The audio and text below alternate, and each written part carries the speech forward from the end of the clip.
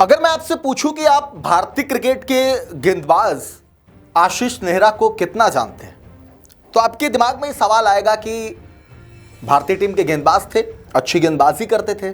आप यही जवाब देंगे उसका, और आप यही सोचेंगे कि एक दौर में जब जहीर खान गेंदबाज हुआ करते थे, एलपति बालाजी हुआ करते थे, तो उस दौर में आशीष नेहरा भी एक ऐसे गेंदबाज थे कि अपनी गेंदबाजी के वेरिएशन से अच्छे अच्छे बैट्समैन को थर-थर कांपने पे मजबूर कर दिया करते थे गुरु। लेकिन मैं जो आपको आशीष नेहरा के बारे में बताने जा रहा हूं, उसे सुनने के बाद, जानने के बाद आशीष नेहरा को लेकर के आपके दिल में एक अलग जगह बन जाएगी।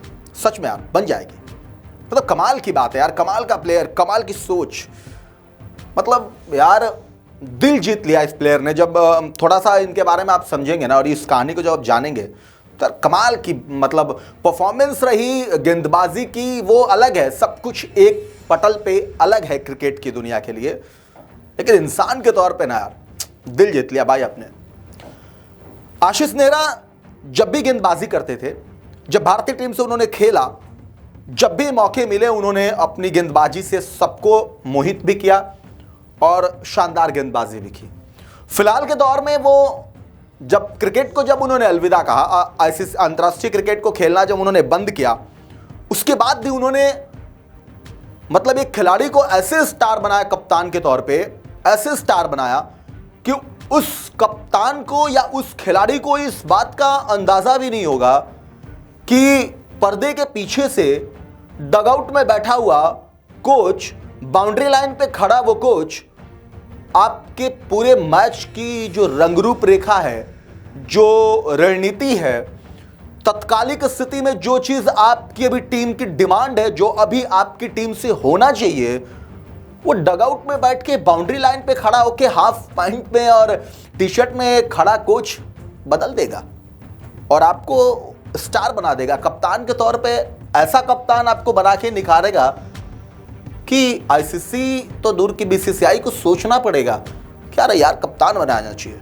वो आशीष नेहरा।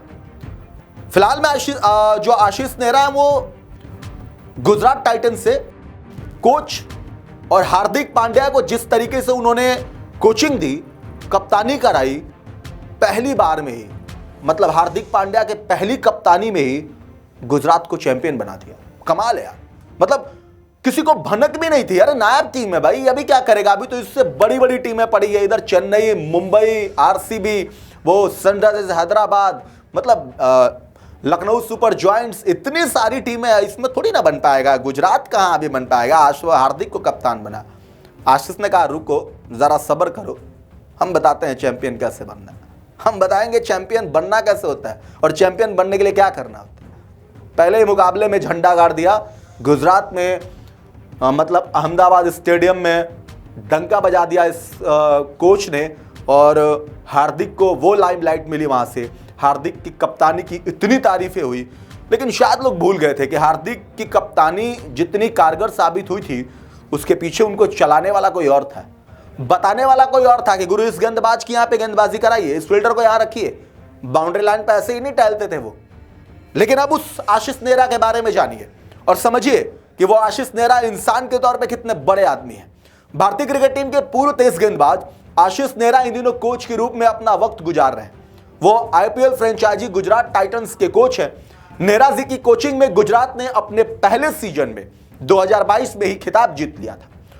वह अब आईपीएल 2025 से पहले नेहरा की एक मिसाल पेश करने वाली कहानी सामने आई, जिसे सुनने के बाद सच कह रहा हूं आपके दिल में ना अलग इमेज बनने वाली है नेहरा को लेकर के।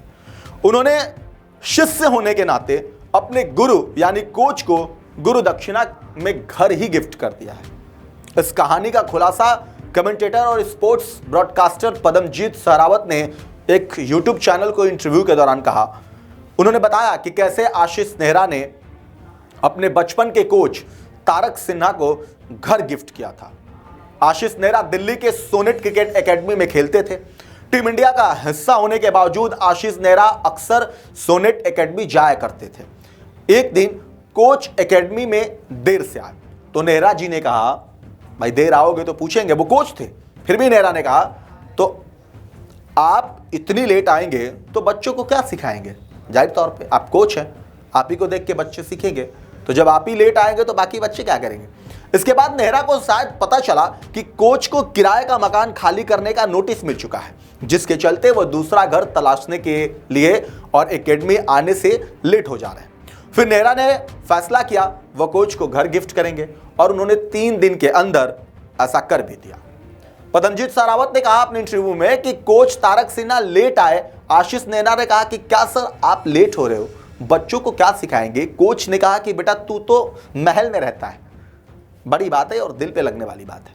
कोच ने कहा कि बेटा तू तो महल में रहता है, मैं किराए में रहता हूं। मकान मालिक ने नोटिस दे दिया कि 2 दिन बाद आपको खाली करना है। मकान ढूंढने जाऊंगा तो टाइम तो लगेगा।